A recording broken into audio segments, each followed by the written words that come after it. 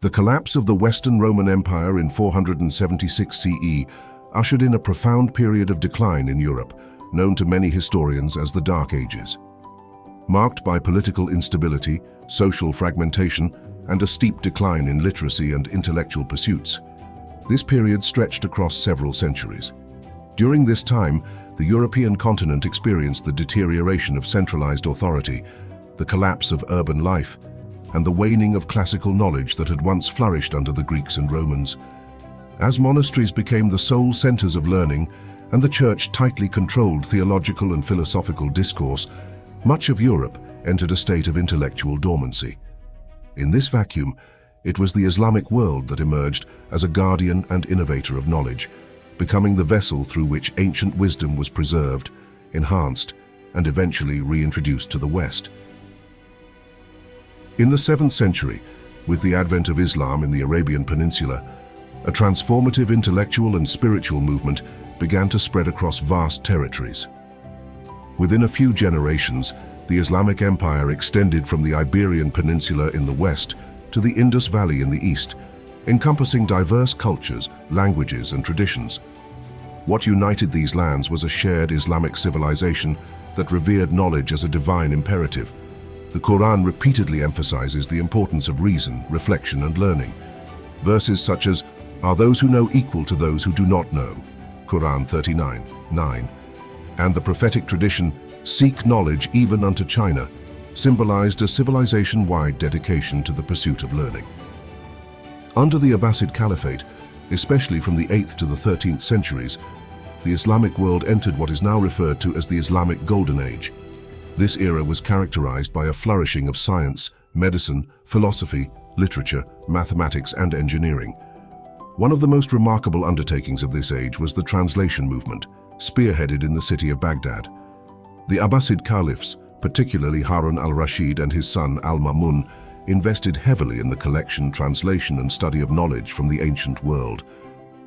The House of Wisdom, Beit al-Hikmah, established in Baghdad, became the center of this movement. Here, scholars of diverse backgrounds translated thousands of works from Greek, Persian, Syriac, and Sanskrit into Arabic. Among the texts translated were the philosophical treatises of Aristotle and Plato, the medical writings of Hippocrates and Galen, the astronomical models of Ptolemy, and the mathematical principles of Euclid and Archimedes. Far from being passive custodians of this material, Muslim scholars actively engaged with the texts, critiquing, expanding, and synthesizing their ideas into new, more advanced systems of thought. In many cases, errors in Greek manuscripts were corrected, and entirely new theories were formulated that would influence both the Islamic world and, centuries later, the Latin West. This spirit of critical inquiry was not limited to philosophy and literature. In medicine, Ibn Sina, known in the West as Avicenna, compiled the Canon of Medicine, a comprehensive medical encyclopedia that systematized knowledge from earlier traditions and contributed original insights. This work was translated into Latin in the 12th century and remained a central medical text in European universities well into the 17th century. Ibn Sina's emphasis on empirical observation and clinical testing was revolutionary for its time and laid the groundwork for modern scientific medicine. In the field of mathematics, the Persian scholar al-Khwarizmi introduced what is now known as algebra. His book, Kitab al-Jabr wa al-Muqabala, not only gave algebra its name, but also provided a systematic method for solving linear and quadratic equations. The Latinized version of his name, algorithmi, became the root of the term algorithm.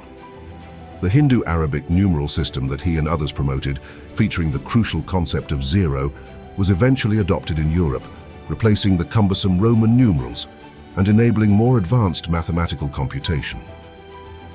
Astronomy too reached new heights in the Islamic world. Scholars such as al-Battani, al-Zarqali, and Ulugh Beg refined the Ptolemaic model, corrected astronomical tables, and built observatories to measure celestial phenomena with great precision.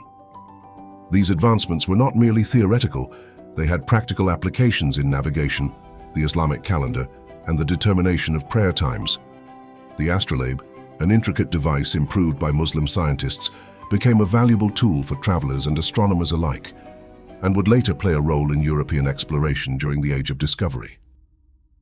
Optics was revolutionized by Ibn al-Haytham al-Hawazin, who emphasized experimentation and the scientific method in his analysis of vision and light.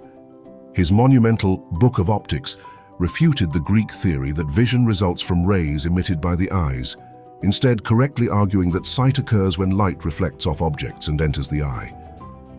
His insistence on empirical evidence and repeatable experiments was a forerunner to modern scientific methodology, which would only become formally recognized in Europe centuries later.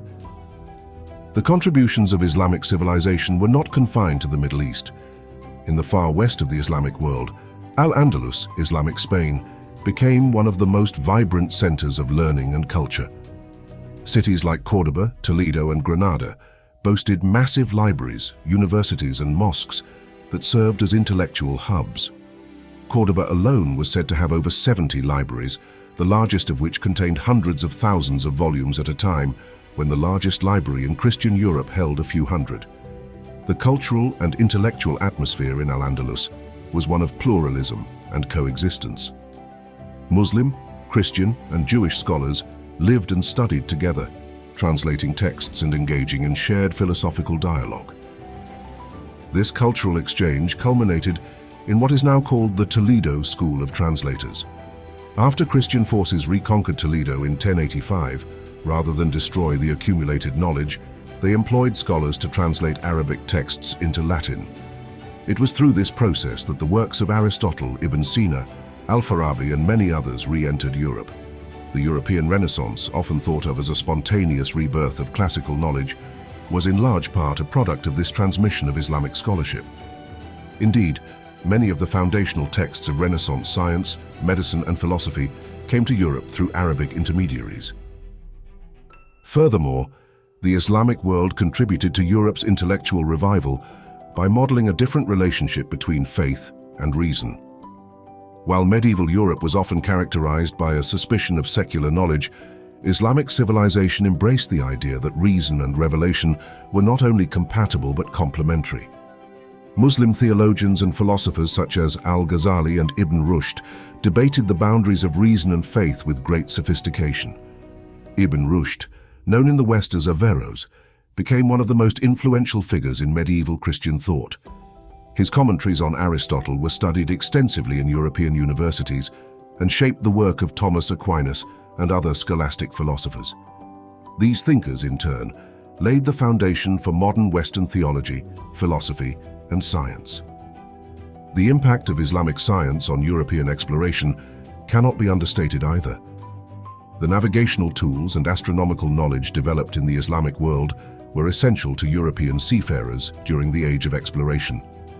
The works of Muslim geographers and cartographers, including Al-Idrisi and Ibn Battuta, provided valuable insights into world geography. Without the scientific groundwork laid by Muslim scholars, the voyages of Columbus, Magellan, and da Gama might have been impossible. Moreover, the Islamic world's approach to education and scientific inquiry planted the seeds of the university system that would later flourish in Europe. Institutions such as Al-Qarawiyyin in Morocco and Al-Azhar in Egypt, established centuries before Europe's first universities, functioned as comprehensive centers of learning that integrated religious and secular knowledge. These models influenced the development of universities in Bologna, Oxford, and Paris.